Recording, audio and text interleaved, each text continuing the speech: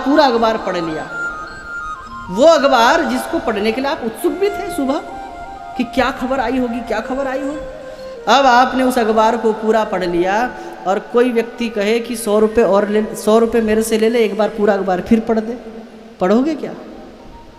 एक बार पढ़ने के बाद कोई दोबारा अखबार नहीं पढ़ता।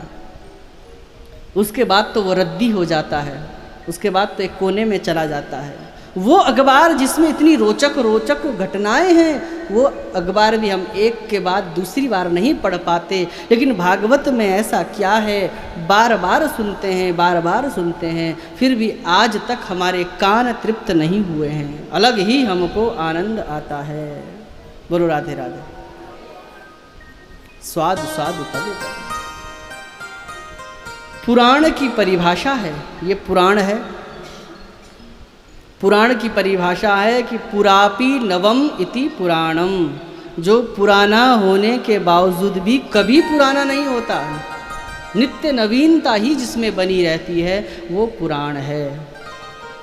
जैसे कि आपने गंगा जल में स्नान किया, हर की पैड़ी में स्नान करके आप घाट में आए, कोई कहे कि जिस जल में तूने डुबकी लगाई थी उस जल में एक बार और डुबकी लगा दे, तो ये संभव नहीं है। क्यों? क्योंकि जिस जल में आपने डुबकी मारी थी वो जल तो क्षण मात्र में ही न जाने कितनी दूर निकल गया। अब तो आप जितनी बार डुबकी मारोगे नया ही जल मिलेगा।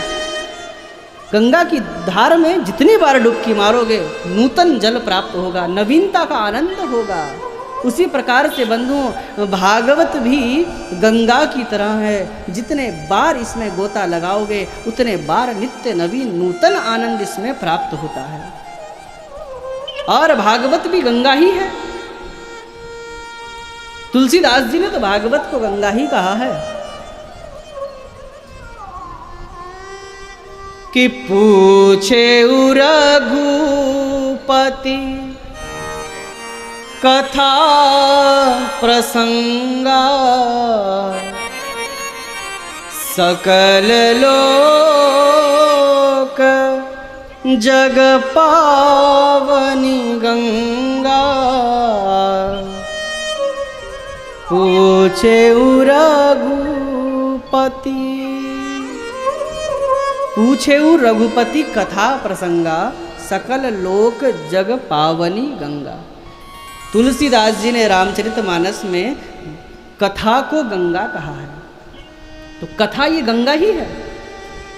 जैसे कि गंगा हमारे जन्म जन्मांतर के पापों को नाश करती है उसमें स्नान करने से, उसी प्रकार से बंधुओं ये भागवत रूपी गंगा भी श्रवण करने मात्र से इस जीवात्मा के पाप ताप संताप का नाश कर देती है, पवित्र कर देती है ये गंगा।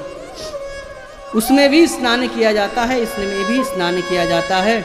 लेकिन बंधुओं उस गंगा में और इस भागवती गंगा में थोड़ा फर्क है, ध्यान से सुनना। वो गंगा कौन लाया? भगीरथ जी लाए, इसलिए उस गंगा का नाम है भागीरथी, अर्थात भगीरथ जी के द्वारा जो प्रकट हुई भागीरथी। तो वो भागीरथी गंगा है और ये भागवती गंगा है। गंगा तो दोनों ही है, थोड़ा सा फर्क है। उस गंगा में जब आप स्नान करना चाहते हो तो उस गंगा में स्नान करने के लिए आपको वहीं जाना पड़ेगा। आप कहोगे अरे गंगे मैया हम तेरे प्रति बड़ी श्रद्धा रखते हैं, तू हमारे भुवनेश्वरी देवी के आंगन में आ जा, हमें नहाना है। तो वो गंगा आएगी क्या? वो नहीं आएगी। तो आपको उस गंगा में स्नान करना है तो समय, स्वास्थ्य, संपत्ति, श्रद्धा ये सब निकालकर आपको हर की पैड़ी जाना पड़ेगा। आपको ऋषिकेश जाना पड़ेगा, वो गंगा यहाँ नहीं आने वाली। लेकिन बंधुओं ये गंगा, ये कथा रूपी गंगा, ये भागवती गंगा कितनी दयालु है। कराने वाले के मन में श्रद्धा होनी चाहिए कि ये गंगा हमारे आंगन में बहे, ये गंगा हमारे गांव में बहे, तो ये गंगा तो यहीं प्रकट हो जाती है, जिसका प्रत्यक्ष रूप आप देख भी रहे हैं। निमित्त बना है खड़का परिवार, लेकिन इस गंगा का आनंद आप सब ले रहे हैं। ये तो होता ही है, कोई अगर सत्कर्म करता है तो उसका फल सबको ही प्राप्त होता है। भगीरथ जी महाराज केवल अपने पूर्वजों के उद्धार के लिए गंगा लेकर आए थे इस धरती पर, वो हम सबके लिए लेकर नहीं आए थे। भगीरथ जी अपने पर्सनल कार्य के लिए गंगा लेकर आए थे, क्योंकि उनके 60,000 पूर्वज कपिल मुनि के शाप से भस्म हो गए थे। तो भगीरथ जी महाराज ने 3 पीढ़ियों ने तपस्या करी और भगीरथ जी को सफलता मिली, और भगीरथ जी गंगा जी को लेकर इस धरा पर आए हैं, इस वसुंधरा पर, इस पृथ्वी पर लेकर आए। 60,000 पुत्रों के, वंशजों के, पूर्वजों के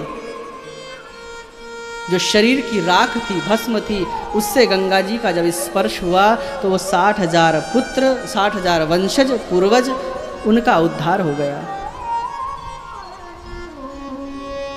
तो भगीरथ जी महाराज केवल सिर्फ और सिर्फ अपने पूर्वजों के उद्धार के लिए गंगा को इस धरती पर लेकर आए थे, लेकिन गंगा ने सिर्फ उनके ही परिवार को तारा, ऐसा तो नहीं है।